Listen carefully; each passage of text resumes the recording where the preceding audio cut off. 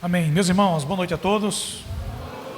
Graça e paz. Amém. Pela bondade do Senhor, mais um mês, último do ano, se inicia, e por sua bondade e sua misericórdia, eu e você de novo nos encontramos aqui, né? Para celebrar e agradecer ao Senhor que tem nos acompanhado durante todo esse ano, né? Durante todo esse ano, sua boa mão tem sido sobre minha vida, tem sido sobre sua vida, e com certeza há de ser nos próximos anos também. E é muito bom nós podermos celebrar o Senhor, cantarmos louvores ao Senhor e ofertarmos a Ele a nossa vida, né? O nosso louvor, a nossa adoração, que é tudo que temos para dar ao Senhor. E é muito bom quando o povo de Deus faz isso na coletividade, se reúne para adorar a Ele e entregar a Ele o seu louvor e a sua adoração. Eu peço a você que, por favor, abra sua Bíblia comigo na primeira epístola de Paulo aos Coríntios, capítulo de número 11, versos de 23 a 34. 1 Coríntios, capítulo 11, versos de 23 a 34. É um texto, de certa forma, muito conhecido. Eu gosto muito de usar sempre esse texto nas ceias, vocês já devem ter percebido, né? Ah, pastor, não tem outro texto? Não, tem vários textos, né? Mas eu gosto muito de usar esse texto porque quanto mais eu leio esse texto, quanto mais eu prego nesse texto, mais eu percebo que preciso viver esse texto, mais eu vejo que preciso conhecê-lo mais e mais. 1 Coríntios, capítulo de número 11, versos de 23 a 34. Acharam? Nos diz o seguinte, a palavra do nosso bom Senhor: pois eu lhe transmiti aquilo que recebi do Senhor. Na noite em que o Senhor Jesus foi traído, ele tomou o pão, agradeceu a Deus, partiu e disse: esse corpo que é entregue, esse é meu corpo que é entregue por vocês. Façam isso em memória de mim. Da mesma forma, depois da ceia, tomou o cálice e disse: esse cálice é a nova aliança confirmada com o meu sangue. Façam isso em memória de mim, sempre que o beberem, porque cada vez que vocês comem o pão e bebem desse cálice, anunciam a morte do Senhor até que ele venha. Assim, quem come do pão ou bebe do cálice do Senhor indignamente é culpado de pecar contra o corpo e o sangue do Senhor. Portanto, examinem-se antes de comer do pão e beber do cálice, pois se comem do pão ou bebem do cálice do Senhor sem honrar o corpo de Cristo, comem e bebem julgamento contra si mesmos. Por isso muitos de vocês estão fracos e doentes, e alguns até adormeceram. Se examinássemos a nós mesmos, não seríamos julgados dessa maneira. Mas, quando somos julgados pelo Senhor, estamos sendo disciplinados, para que não sejamos condenados com o mundo. Portanto, meus irmãos, quando se reunirem para comer, esperem uns pelos outros. Se estiverem com fome, comam em casa, a fim de não trazer julgamento sobre si mesmos ao se reunirem. Eu lhes darei instruções a respeito de outros assuntos depois que chegar aí. Até aqui a leitura da palavra do Senhor. Feche seus olhos, curve sua cabeça e vamos orar ao Senhor juntos. Pai, nós mais uma vez nos encontramos, Senhor, diante da Tua palavra viva, palavra eficaz, Senhor, palavra poderosa, que tem o poder de mudar e transformar as nossas vidas completamente, Senhor, de dentro para fora. Por isso, Senhor, diante dessa palavra que é tão extraordinária, eu te peço, conceda-nos, ó Deus, ouvidos devotos, para que nós possamos ouvir a Tua palavra, Senhor, com santa devoção. Que nossa mente, Senhor, esteja cativa à obediência da Tua palavra, que as distrações das nossas mentes, Senhor, possam cessar nesse momento, para que, Senhor, a nossa atenção se volte única e exclusivamente para a Tua palavra, e para aquilo que Tu tens para falar aos nossos corações nessa noite. Pai, quanto a mim, eu te peço mais uma vez, que Tu me escondas atrás da cruz de Cristo, para que só a Tua palavra, e apenas ela, tenha primazia em nosso meio mais uma vez, e que apesar das minhas falhas, meu Senhor, dos meus defeitos, dos meus pecados e das minhas limitações, que Tu não me permitas atrapalhar a exposição de Tua palavra, mas me dá graça, Senhor, para que eu possa expor a Tua palavra com fidelidade, para a glória do Teu nome, para a edificação do Teu povo e para a expansão também do Teu reino. Ajude-nos mais uma vez nessa noite, nos concedendo bom êxito. É a nossa oração a Ti, Pai, em nome de Cristo Jesus. Amém. Obrigado, Marcos, pela água.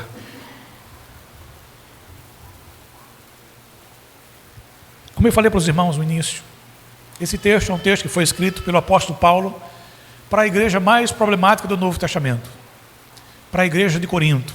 Dentre todas as igrejas que deram mais trabalho ao apóstolo Paulo, Corinto foi a pior delas. Havia desordem em praticamente toda a igreja. É como se todos os ministérios da igreja estivessem em colapso. Havia partidarismo, divisões, facções. Haviam aqueles que diziam que era de Paulo, haviam aqueles que diziam que era de Pedro, haviam aqueles que diziam que eram de Apolo, e existia também aqueles que diziam que eram de Cristo. A igreja estava dividida, fragmentada, com diversos tipos de problemas, pecados na igreja, e Paulo escreve suas epístolas para tratar acerca de diversas questões como essas que eu acabei de citar. Essa primeira epístola é, na verdade, uma segunda epístola. Paulo escreveu pelo menos 3 cartas para Corinto. A primeira epístola se perdeu. Nós temos a segunda e a terceira, que para nós é a primeira e a segunda. Não é? Mas se perdeu foi porque Deus não quis que chegasse até nós aquilo que ali estava escrito. Senão, Ele teria preservado a sua palavra como preservou 1ª e 2ª Coríntios, como nós a conhecemos hoje. E esse texto que eu e você estamos diante dele agora, fala de um assunto específico que Paulo queria resolver na igreja. A ceia do Senhor, juntamente com a festa do ágape, que acontecia concomitantemente com a ceia. Antes da ceia, os irmãos celebravam a festa do ágape, e então, ao celebrar a festa do amor, que é a festa do ágape, celebravam a ceia do Senhor. Mas estava tendo muito problema nisso, e Paulo escreve para resolver. E agora eu e você estamos diante desse texto, e vamos pensar um pouco dentre tantas coisas que este texto tem para oferecer a mim, para oferecer a você, dos tantos ensinos que ele tem para nós. Vamos extrair alguns desses ensinos para que a gente possa aplicar ao nosso coração e à nossa vida nessa noite. Eu e você, nós já sabemos disso. Todo cristão de verdade já sabe disso, que a ceia do Senhor, ela é um memorial, uma lembrança, também um meio de graça, pelo qual eu e você recebemos do Senhor graça, literalmente, para a nossa vida, para a nossa caminhada. A ceia do Senhor, participar da ceia do Senhor, confere graça a todo aquele que dela participa. É por meio dela que o Senhor fortalece o meu coração e o seu coração. O significado da ceia também tem um simbolismo, né? Há um simbolismo na ceia, e a sua lembrança, ou a lembrança dos simbolismos da ceia, nos fazem repensar a nossa vida cristã. Ao olhar para a ceia, nós rememoramos tudo o que aconteceu, trazemos à nossa memória o que o Senhor fez, por que Ele fez e por quem Ele fez. Essas coisas precisam estar sempre presentes em nossa vida, mas pelo menos uma vez no mês, na ceia, nós nos lembramos disso mais uma vez. Por que Ele fez? Por quem Ele fez? E por que foi que o Senhor fez isso por mim e por você? E essa ceia do Senhor que celebraremos hoje nos leva a um autoexame, nos leva a pensar como nós temos conduzido a nossa vida, como eu tenho conduzido a minha maneira de viver, como você tem conduzido a sua maneira de viver. Será que estamos vivendo de fato e em verdade como deveríamos viver? Será que estamos vivendo de fato e em verdade como servo de Deus que nós somos? Esta ordenança do Senhor, ela não foi instruída sem propósito, pelo contrário, a ceia do Senhor, ela tem um propósito. Perceba que ela é uma ordenança do próprio Jesus. Então, se é uma ordenança do próprio Jesus, é porque Ele tem algo para ensinar a mim, e é porque Ele tem algo para ensinar a você. Então, o apóstolo Paulo, sendo sabedor disso, em sua primeira carta, tratou de maneira objetiva e muito clara acerca da ceia do Senhor. Então, à luz do texto bíblico que eu e você acabamos de ler, nós vamos extrair pelo menos 4 lições que eu julgo que são importantes para mim, e eu acredito que também são importantes para você. Então vamos pensar sempre no seguinte: ao redor da mesa, porque hoje nós estamos ao redor da mesa que não é minha, ao redor da mesa que não é da igreja, mas ao redor da mesa que é do Senhor, e que me convida, e que lhe convida a participarmos da sua mesa nessa noite. Então, ao chegar próximo dessa mesa para celebrar a ceia, nós precisamos pensar algumas coisas. E eu quero dizer para você o seguinte, que ao redor dessa mesa, volte o seu olhar para trás. Ao redor da mesa do Senhor, volte o seu olhar para trás. Porque quando você e eu, quando nós participamos da ceia, nós devemos olhar para trás. Olhar para trás para onde, pastor? Olhar para trás e contemplar a cruz de Cristo.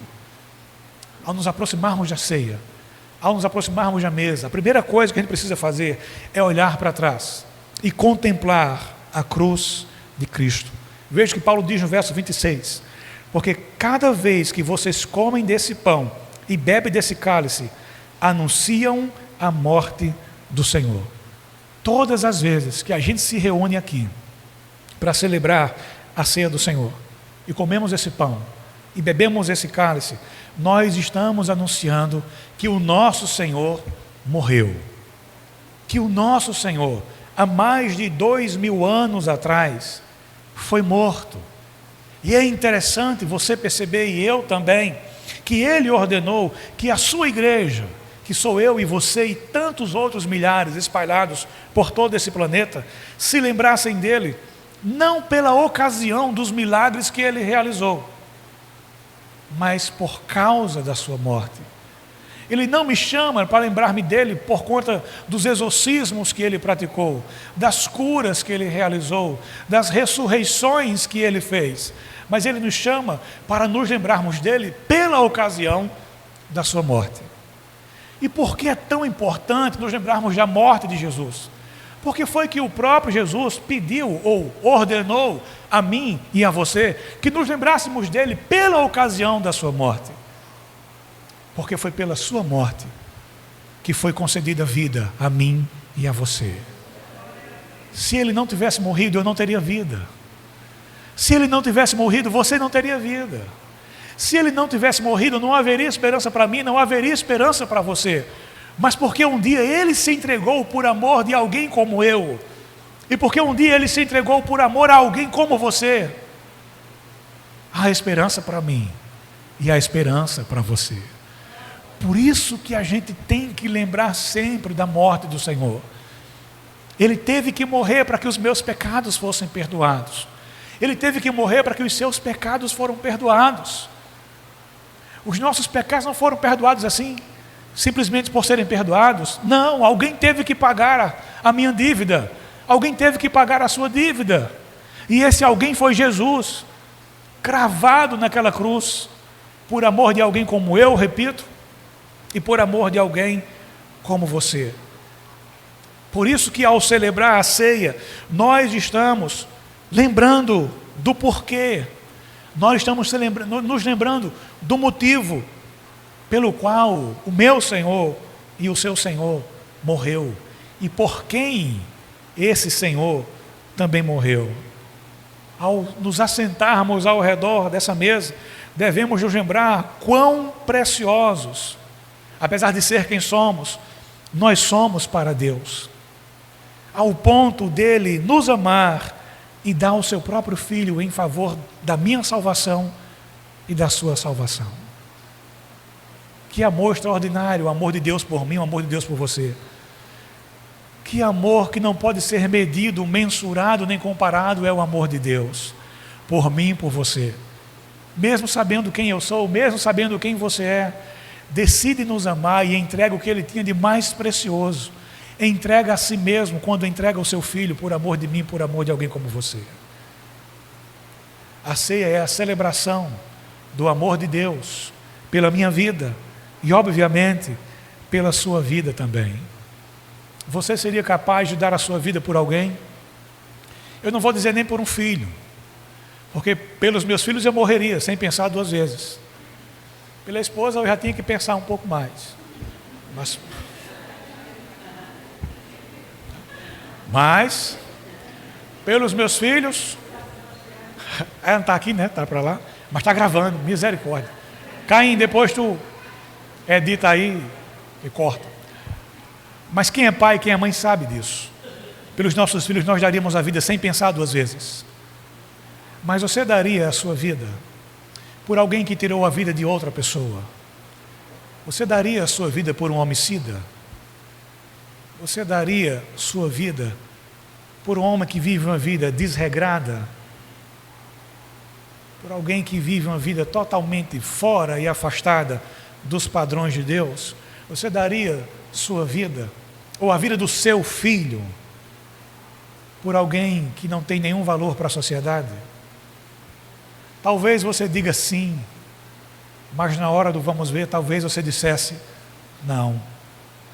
Mas Deus, mesmo sabendo quem eu sou, e Ele sabe quem eu sou, e mesmo sabendo quem você é, e Ele sabe exatamente quem você é, porque nem minha esposa sabe quem eu sou, nem eu sei de fato quem ela é, nem você sabe quem de fato eu sou, nem tampouco eu sei quem de fato você é. Só Deus e nós sabemos quem de fato nós somos dentro do nosso coração. Mas mesmo conhecendo o meu pior, mesmo conhecendo o seu pior, Ele nos entregou o seu melhor. Ele entregou o seu filho, por amor de mim, por amor de você. E Ele teve que morrer por causa de nós, por causa dos meus pecados, por causa dos seus pecados. E por meio, ou por causa de uma vida que eu não vivi, e de uma morte que eu não morri, eu fui salvo e você também. Por isso que é tão importante na ceia nós olharmos para trás e contemplarmos mais uma vez a cruz de Cristo. Ao contemplar a cruz de Cristo, eu contemplo o amor de Deus por mim. Ao contemplar a cruz de Cristo, eu contemplo a graça de Deus derramada sobre minha vida de maneira copiosa, exaustiva. E isso me leva para mais perto dele. Isso me faz amá-lo mais. Isso me faz querer agradá-lo mais. Isso me faz ter aquilo que Marcos falou ainda há pouco, gratidão no coração pelo meu Senhor, por aquilo que Ele fez por mim. Você já agradeceu a Deus hoje pela sua salvação? O bem mais precioso que você pode ter não é o seu carro, não é a sua casa, não é uma cobertura em Tambaú, não são nem seus filhos e sua esposa. Seu bem mais precioso é Jesus em sua vida salvando você. Esse bem é inalienável e vai perdurar por toda a eternidade. Quando nosso Senhor retornar, e Ele vai voltar, os nossos laços de família se desfarão. As nossas famílias aqui. Mas por toda a eternidade, continuaremos sendo filhos amados e benditos de Deus. Por isso que isso é o mais precioso que eu tenho, por isso isso é o mais precioso que você tem aqui nessa terra. Nada pode se comparar à salvação que me foi dada, nem tampouco à salvação que lhe foi dada. Segunda coisa, ao redor da mesa, permaneça olhando para frente. Eu já falei que você e eu precisamos olhar para trás, ao redor da mesa. Mas ao chegarmos também na mesa, após olhar para trás, é necessário olhar para frente. Quando você e eu, quando nós participamos da ceia, você olha não somente para trás, mas também para frente. Paulo nos diz, no verso 26 ainda, anunciam a morte do Senhor até que Ele venha. A ceia do Senhor aponta para a segunda vinda de Jesus. Meu irmão, Jesus vai voltar. Isso é uma realidade, Ele vai voltar. Um dia foi prometido que Ele viria.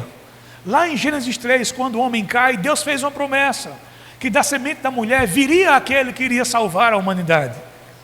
Deus prometeu que Ele viria, e Ele veio. Foi predito pelos profetas que Ele seria um homem de dores, que Ele iria sofrer, Ele iria padecer e que Ele iria morrer. E dessa exata maneira aconteceu.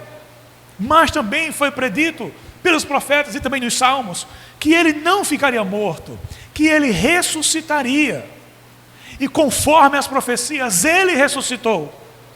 Também foi dito a seu respeito que Ele subiria aos céus, que seria entronizado e assentaria à direita de Deus. E isso também aconteceu e pessoas viram, mais de 500 testemunhas foram testemunhas oculares da subida do Senhor aos céus.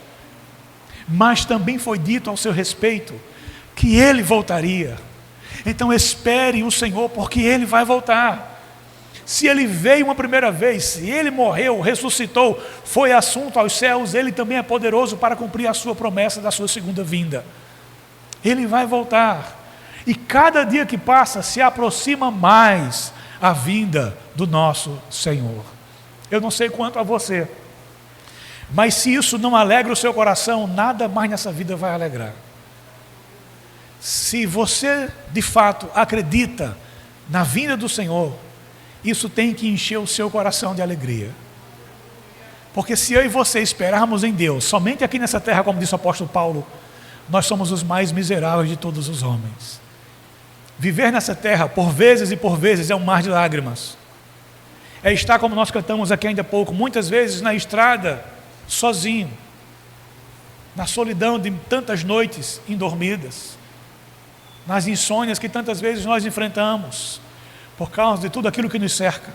Então, se nossa vida fosse circunscrita a só isso aqui, nós seríamos os mais miseráveis de todos os homens.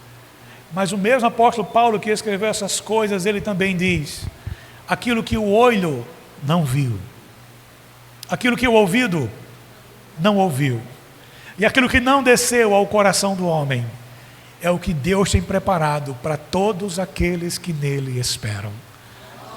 O que Deus tem para nós no porvir, nada nessa terra pode se comparar. Nenhum tesouro, nenhum bem, absolutamente nada se compara ao que Deus tem reservado para aqueles que nele esperam.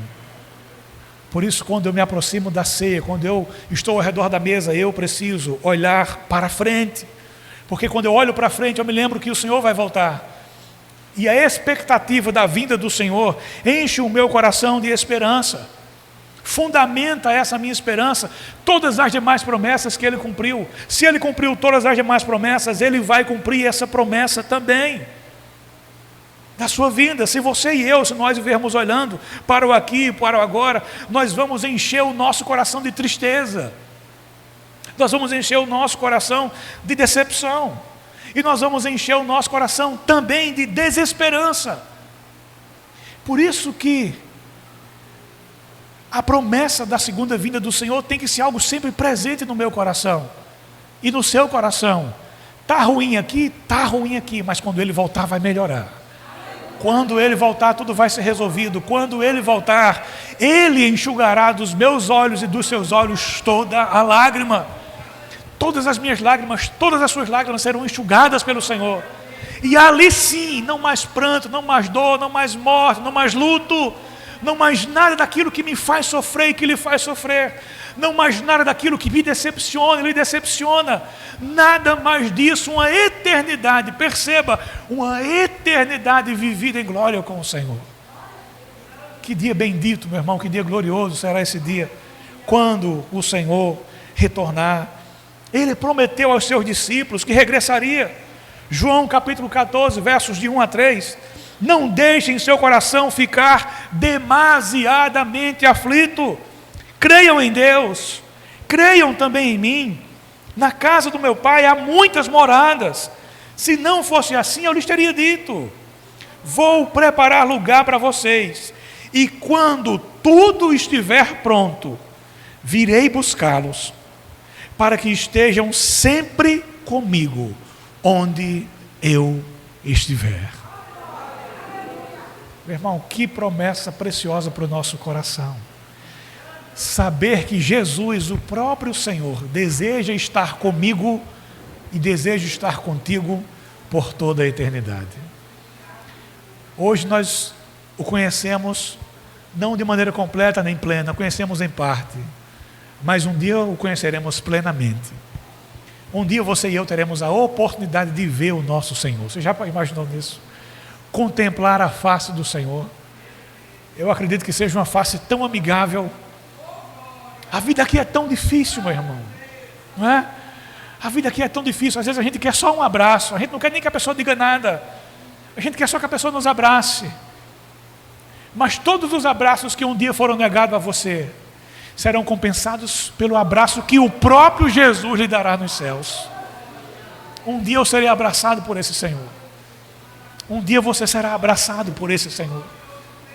Um dia minhas lágrimas serão enxugadas e as suas também. Ele prometeu que voltaria e Ele vai voltar. Confie no Senhor. Espere no Senhor a respeito de tudo aquilo que diz aqui. Os próprios anjos disseram que Ele voltaria. Atos capítulo 1, versos 10 e 11.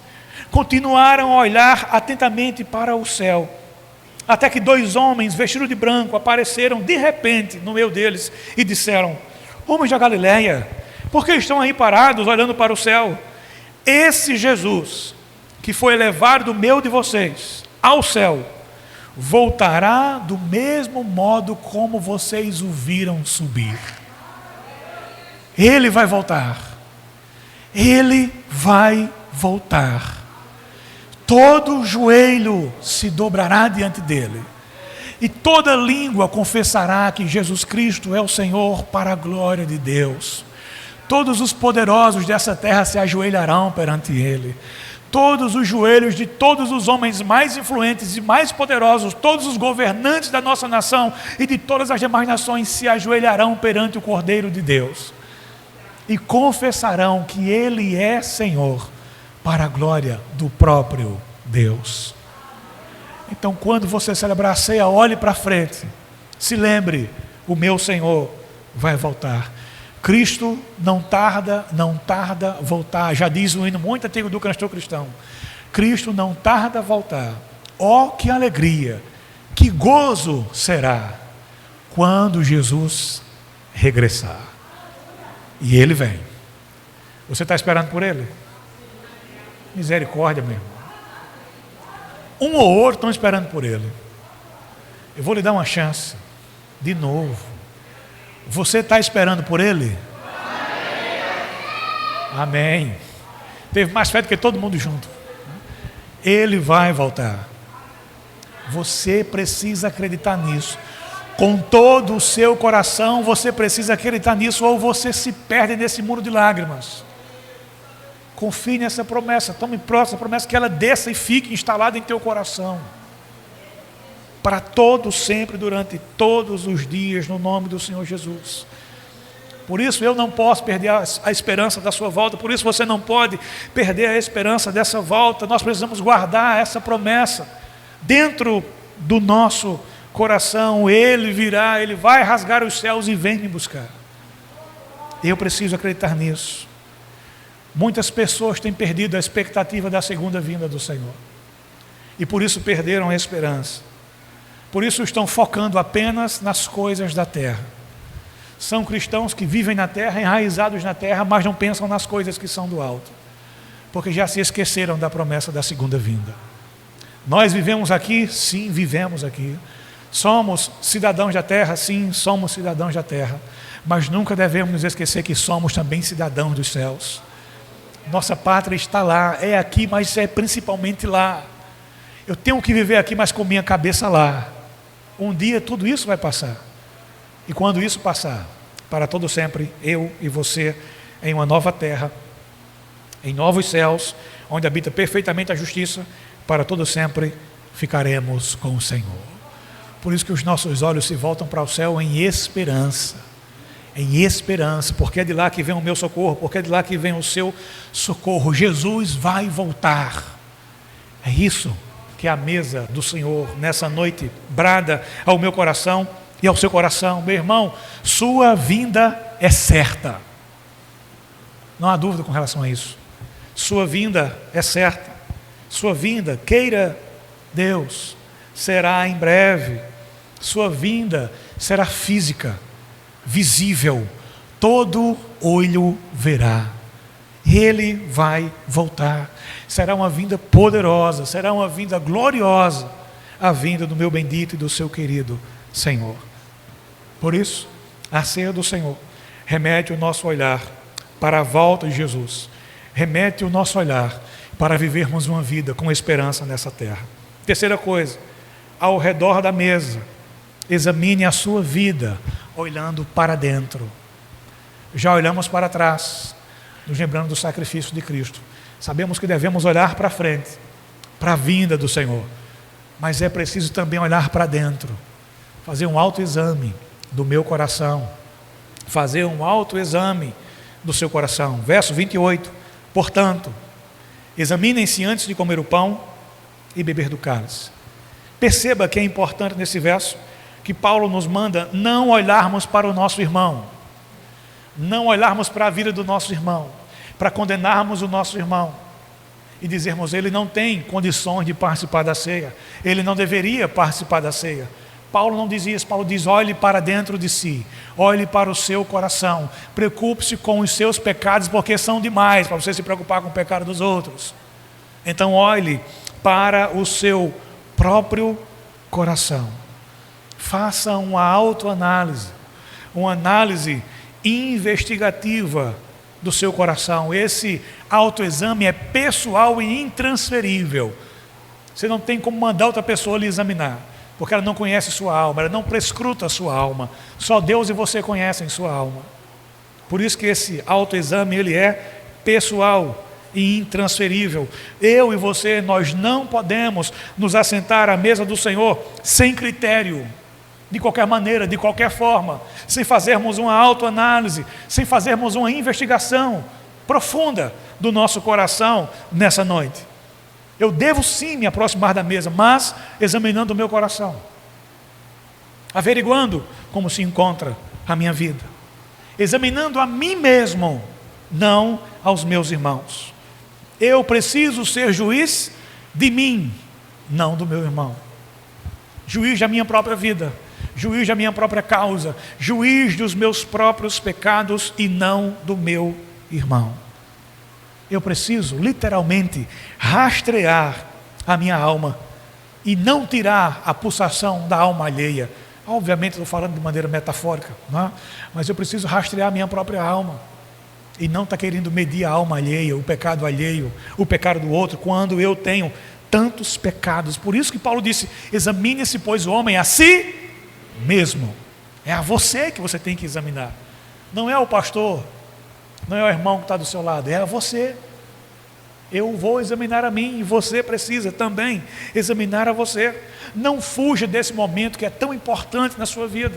Não fuja desse momento que é particular, pessoal e intransferível. É nesse momento que a gente permite que a luz do Evangelho alcance todos os recônditos da nossa alma. É nesse momento que a luz do Senhor adentra todas as áreas de mais densas trevas na nossa alma, dissipando-as, iluminando o nosso ser e mostrando aquilo que eu e você precisamos consertar, mostrando aquilo que eu e você precisamos rever, para então prosseguir a nossa ceia.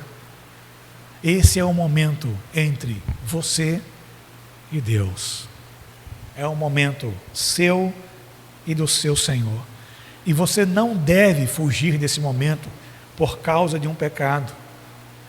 Não fuja da ceia por conta do pecado, faça o contrário, fuja do pecado por conta da ceia, mas não fuja da ceia por conta do pecado. Paulo diz: examine-se, pois, o homem a si mesmo, e então coma. Paulo não está dizendo se examine e não coma. Ah, pastor, eu briguei com a minha mulher hoje, não posso ceiar. Ah, pastor, eu gritei os meus filhos hoje, não posso ceiar. Ah, pastor, eu estava martelando um prego, martelei um dele, na hora do martelo eu não disse glória, eu disse outra coisa, não posso ceiar. Esse não é o ensino de Paulo para você. O ensino de Paulo para você e para mim é: confesse o seu pecado, se arrependa e participe da ceia. Você não ia deixar de ir para o céu porque você brigou com sua esposa, iria? Você não iria deixar de ir para o céu porque você brigou com seus filhos, iria? Ou você é tão santo que vai dizer: eu iria, pastor. Eu diria: Deus, pode me lançar no inferno porque eu briguei com minha esposa hoje. Pode me lançar no inferno porque, Senhor, eu briguei com meus filhos. Pode me lançar no inferno, Senhor, porque eu chamei um palavrão. Você diria isso? Não, você diria: Senhor, por tua misericórdia, por tua graça, apaga as minhas transgressões, me perdoa dos meus pecados, porque eu quero passar a minha eternidade contigo, não em sofrimento. Então, se essas coisas não te impedem de ir para o céu, elas também não devem te impedir de participar da ceia do Senhor. Isso é um ensino equivocado, que perpetuou, que se perdurou em tantas igrejas por tanto tempo. Pequei hoje, não posso participar da ceia, meu irmão, isso é uma mentira do diabo. Você não peca só hoje, você peca todos os dias, e eu também. Hoje é um dia especial, sim, é o nosso dia de nos encontrarmos com o Senhor de uma maneira especial, mas nem por isso eu deixei de pecar hoje. Quantos aqui pecaram hoje? Levante a mão, se você tem coragem de levantar. Mas pastor, hoje é o dia do Senhor, hoje é o dia da ceia. E daí, meu irmão? Infelizmente eu sou um pecador. Ainda sou um pecador e peco.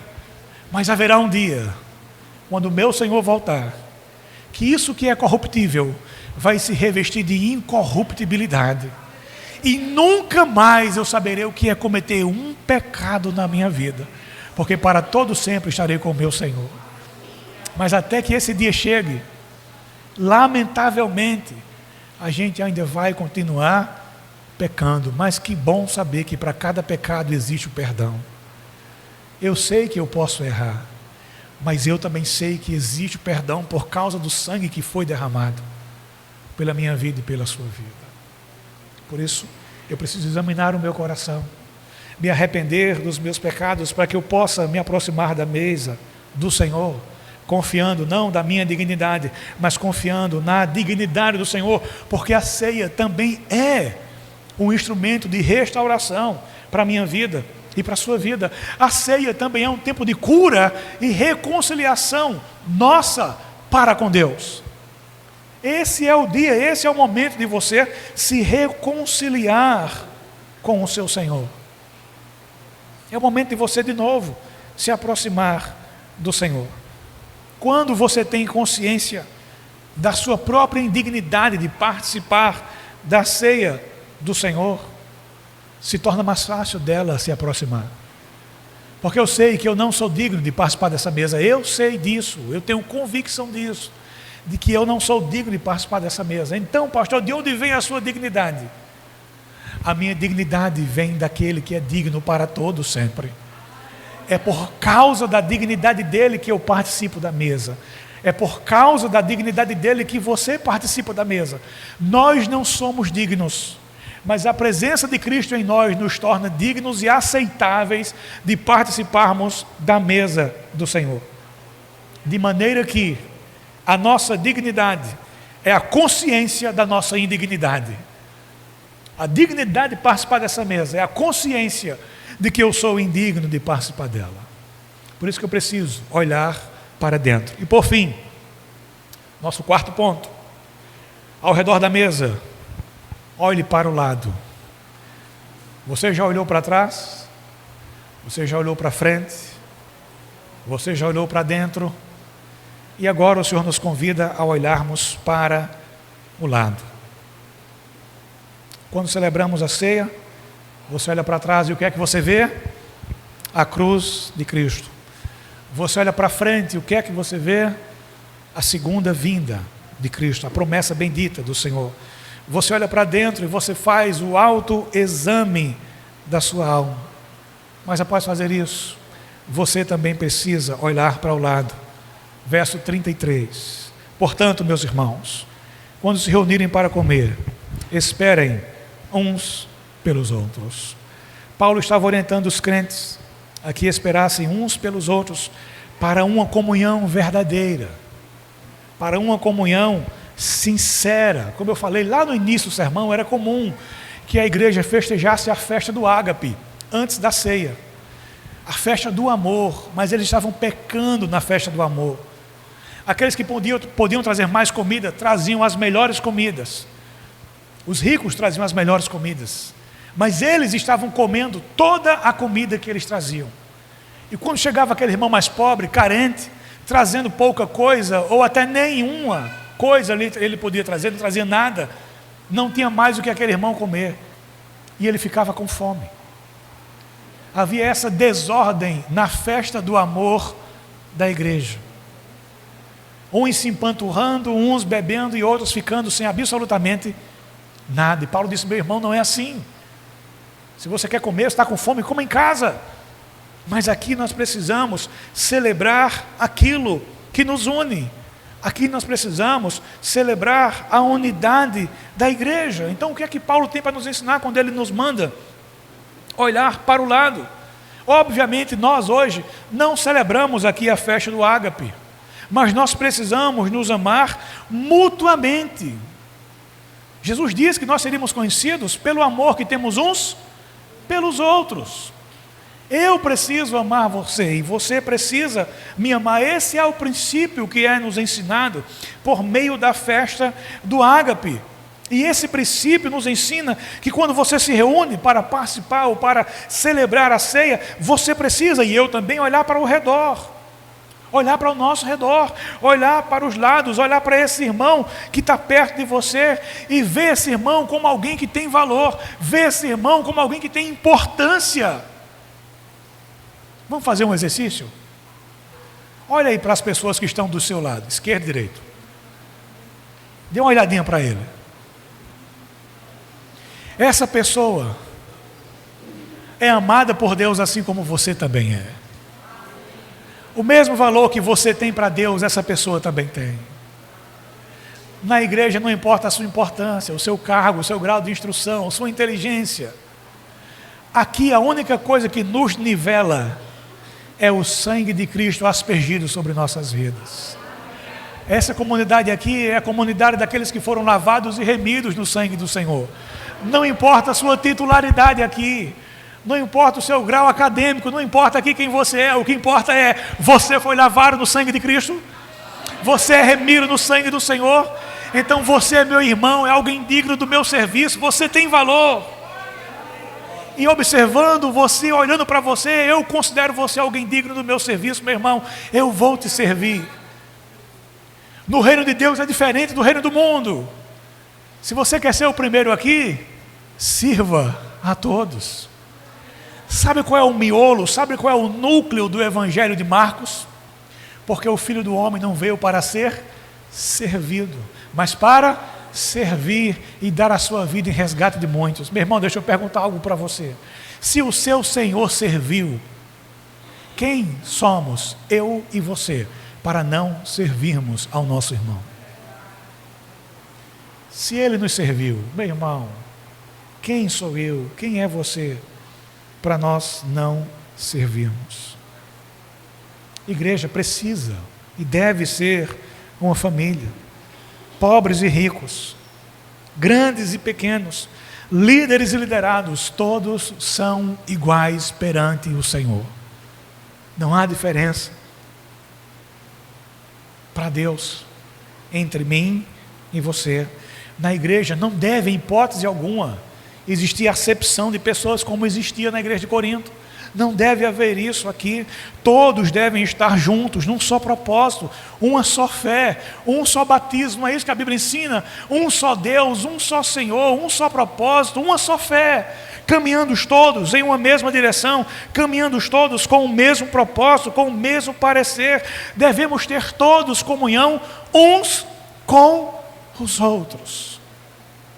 Você e eu fomos chamados para isso. Deixe, meu irmão, existir perdão em sua vida. Se alguém lhe magoou, perdoe. Se alguém lhe ofendeu, perdoe. Não permita que raízes de amargura se instalem em seu coração, porque isso é terrível. É nocivo para a sua alma, é nocivo para a sua vida, e é nocivo para a vida da igreja. Por isso, perdoe. Que possa haver em nossa igreja, em nosso meio, perdão. Que possa haver em nossa igreja, em nosso meio, aceitação, para que assim também possa haver comunhão. E o que quebra a comunhão é o pecado, a falta de perdão, a falta de reconhecer os erros. O que enfraquece a igreja é o pecado. O que traz doença para a igreja, adivinhe? Pecado. O que cansa a igreja? Pecado. Já temos pecado demais, meu irmão, para negarmos o perdão um ao outro, para vivermos em comunhão uns com os outros. O que é que os salmos nos ensinam? Ó, quão bom e agradável é quando os irmãos vivem em comunhão. É como óleo precioso que desce pela barba, passa pela gola, até as vestes de Arão. Agora coloque esse salmo numa perspectiva negativa. Ao invés de ser bom, é ruim. Ó, quão ruim é quando os irmãos não vivem em comunhão. Não tem óleo precioso descendo da cabeça, passando pela barba, passa pela gola e chega nas vestes de Arão. Percebe como é ruim? Então o que é que você prefere? Viver em comunhão ou em guerra com o seu irmão? Tem que viver em paz, né, irmão Nice? Tem que viver em comunhão. Porque se você diz que ama a Deus, mas odeia seu irmão, a Bíblia, não sou eu, a Bíblia chama você e eu também de mentiroso. Ah, Senhor, como eu te amo, mas fulano eu odeio. Se fulano não for para o céu, se ele for para o inferno, falta nenhuma fará. Leva Jesus, esse desgraçado, tira ele da igreja, que ele morra do atropelamento, que nem sinta. Mas eu amo a Deus.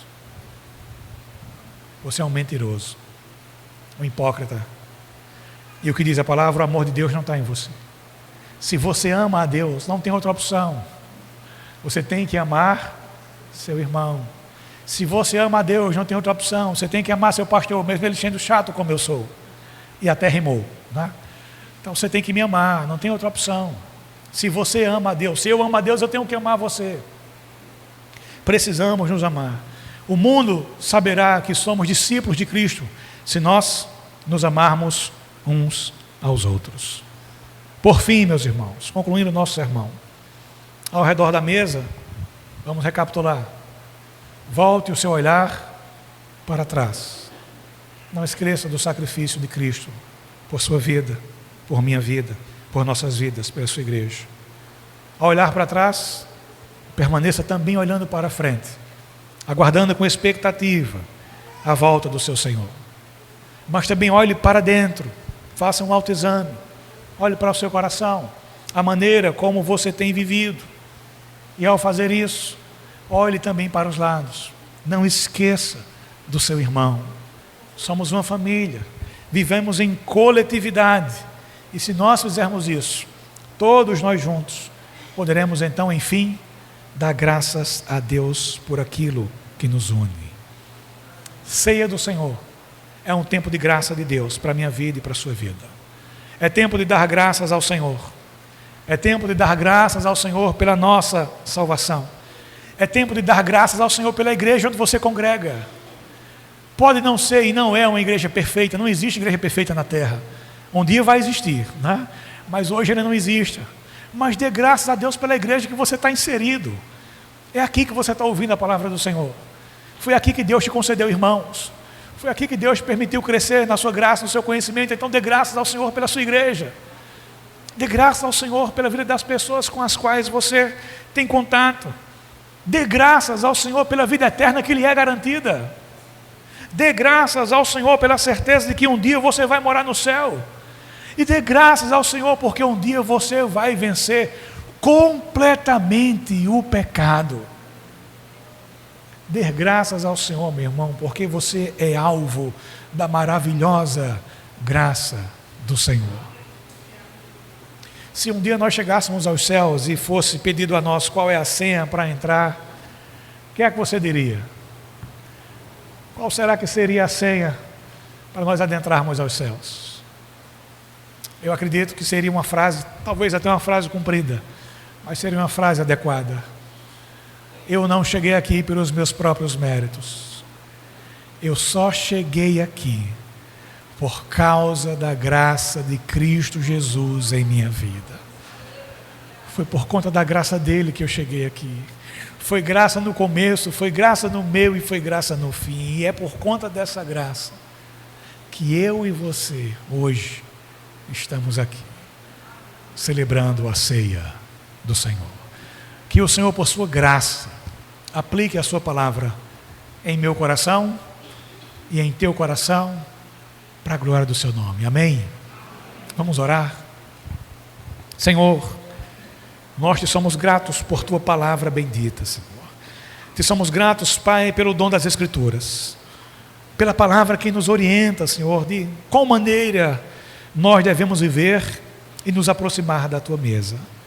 Senhor, nos ajuda para que nós possamos rememorar a morte de Cristo e o sacrifício de Cristo, não só uma vez no mês, mas que todos os dias, ao acordarmos, Senhor, ao abrir os nossos olhos, que possamos nos lembrar que só estamos vivos porque um dia o nosso Senhor morreu em nosso lugar. Só estamos vivos porque mais uma vez fomos alvos de Tua graça.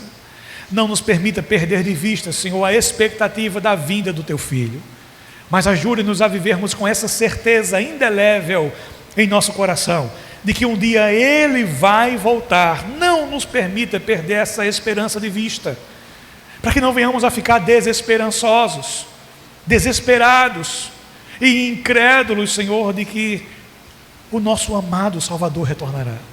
Mas nos ajudes a manter essa esperança viva e vívida em nossos corações. Nos ajude a também não nos esquecermos, Pai, de olhar para dentro do nosso próprio coração. Nós somos tão bons, Senhor, em olhar para a vida do nosso irmão. Nós somos tão bons, Pai, em condenar a vida do nosso irmão. Ajude-nos a sermos melhores ainda em olhar para dentro do nosso próprio coração e a abandonarmos o condenar e o julgar o nosso irmão, mas executarmos de misericórdia para com ele, usarmos de misericórdia para com ele, ao perceber o quanto nós mesmos carecemos também dessa misericórdia. E Pai, nos ajuda a olhar para os lados com amor, a olhar para o nosso irmão e enxergar nele ou nela alguém digno do nosso serviço, alguém digno, Senhor, do nosso trabalho, para a glória, honra e louvor do Teu nome. Ajude essa igreja para que possa haver unidade entre os seus membros. Ajude todas as suas igrejas espalhadas nessa terra, para que possa haver unidade entre seus membros e entre essas igrejas também, Senhor. Para que então o mundo saiba que Tu és Senhor de nossas vidas, por meio do amor que é exalado na comunhão do Teu povo, Senhor. Não nos permita esquecer essas coisas e nos ajude, Pai, a vivermos à altura do Teu chamado para as nossas vidas, em nome de Cristo Jesus. Amém. Nesse momento, nós vamos dar início à celebração da ceia do Senhor. E eu quero convidar você que pode aqui, se possível, fique de pé, para que nós darmos início à ceia do Senhor. O Ministério do Louvor já se prepara para cantar uma canção, enquanto os diáconos também se preparam para sair e distribuir os alimentos, os elementos da ceia. Quem deve participar da ceia do Senhor? Todos aqueles que já desceram as águas do batismo estão aptos para participar da ceia do Senhor. Se você ainda não é batizado, espere um pouco mais. Espere você descer até as águas do batismo para que você então possa participar da ceia do Senhor. Na nossa última ceia desse ano, no dia 31 de outubro, na virada do ano, alguns irmãos nossos irão participar da ceia pela primeira vez, né? E é sempre um privilégio termos alguém para ser batizado e vermos esses irmãos participando da ceia pela primeira vez. Então, na nossa confraternização da semana que vem, esses irmãos vão descer as águas do batismo. Então, quem deve participar da ceia? Todos aqueles que já desceram as águas do batismo. Pastor, eu sou de outra igreja, não tem problema nenhum, meu irmão. A ceia não é nossa, a mesa não é nossa, a mesa é do Senhor. E você é mais que bem-vindo a participar conosco dessa mesa. Amém? Então, nesse momento, Marcos e Sérgio vão estar orando ao Senhor. Marcos vai orar consagrando o pão, Sérgio vai orar consagrando o suco, e em seguida o louvor vai cantar uma canção, enquanto os diáconos distribuem os elementos. Que você espere, para que todos juntos possamos participar desse momento tão especial em nossas vidas, para a glória do Senhor.